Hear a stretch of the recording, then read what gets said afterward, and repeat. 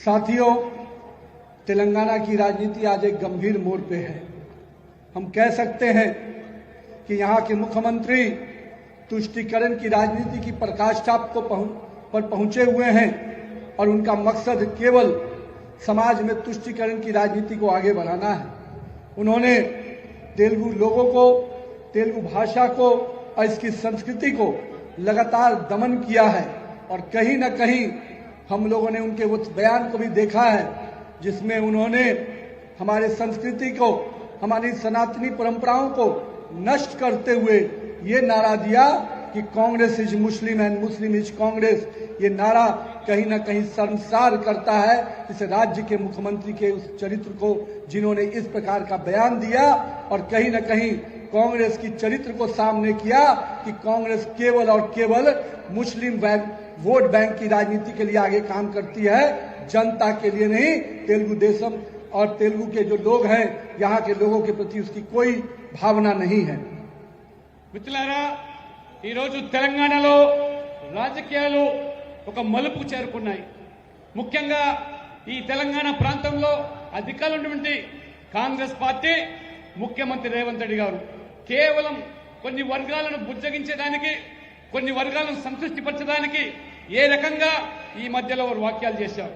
కాంగ్రెస్ అంటే Muslims, Muslims అంటే కాంగ్రెస్ అనేటువంటి మరి వాదాన్ని వారు వినిపిస్తున్నారంటే రేవంత్ రెడ్డి ప్రభుత్వం ఏ రకంగా ఇవాళ దిగజారిందో, తెలంగాణ సంస్కృతిని, తెలుగు ప్రజల యొక్క సాంప్రదాయాలను పూర్తిగా విస్మరించి ముఖ్యంగా ఈ సనాతన ధర్మీయుల యొక్క మనోభావాలను గాయపరిచే విధంగా కేవలం ఒక వర్గాన్ని, ముఖ్యంగా మరి మైనారిటీ వర్గాలను ఈరోజు సంతృప్తిపరచడానికి ఏ రకమైన చర్యలు తీసుకుంటున్నారో తెలంగాణ ప్రజలు ఒకసారి ఆలోచన చేయాల్సిందిగా నేను కోరుతా ఉన్నాను।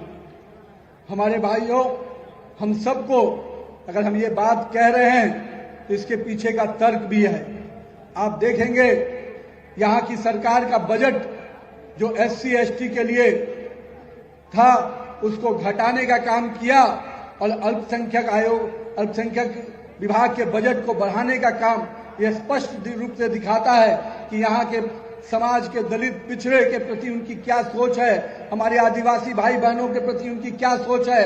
और चंद अल्पसंख्यक वोट के खातिर उन्होंने अपने सरकार के बजट को भी पलटने का काम किया है। इसका भी जवाब जनता देगी।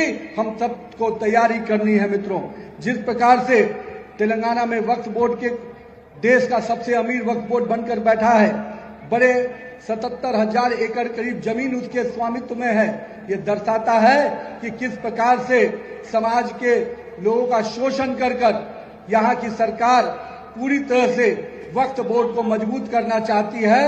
और कहीं न कहीं कांग्रेस की जो चरित्र रही है कि हम अल्पसंख्यक के तुष्टीकरण की राजनीति को आगे बढ़ाएंगे, तो भारतीय जनता पार्टी का कार्यकर्ता कमर कस के खड़ा हो गया है।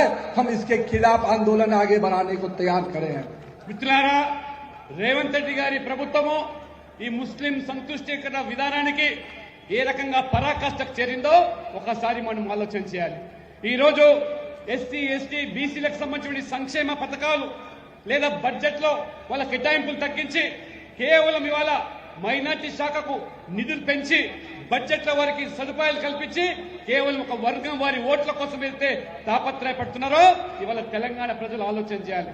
ముఖ్యంగా ఈ వక్ఫ్ బోర్డు, ఇటీవల ప్రధానమంత్రి నరేంద్ర మోడీ గారు ఆ వక్ఫ్ బోర్డు యొక్క చట్టాలను సవరించడానికి మొత్తం పారదర్శకంగా ఆ యొక్క చట్టాన్ని తీసుకొస్తే మరి ఏ రకంగా ఈ కాంగ్రెస్ ప్రభుత్వం అడ్డుకున్నదో ఇవాళ తెలంగాణలో ఈ వక్ఫ్ బోర్డు ద్వారా 77,000 ఎకరాల భూములు, లక్షల కోట్ల రూపాయలు విలువైనటువంటి భూములు అప్పగించారంటే ఇంకా వక్ఫ్ బోర్డును బలోపేతం చేయడానికి ఆ యొక్క వర్గం ఓట్ల కోసం ఏ రకంగా ఇవాళ దిగజారు చర్యలకు పాల్పడుతున్నదో ఈ ఎన్నికల్లో మీరు ఈ విషయాలను ఆలోచన చేసి ఖచ్చితంగా దీటైన జవాబు ఇవ్వాల్సిందిగా మీ అందరితో నేను విజ్ఞప్తి చేస్తా ఉన్నాను।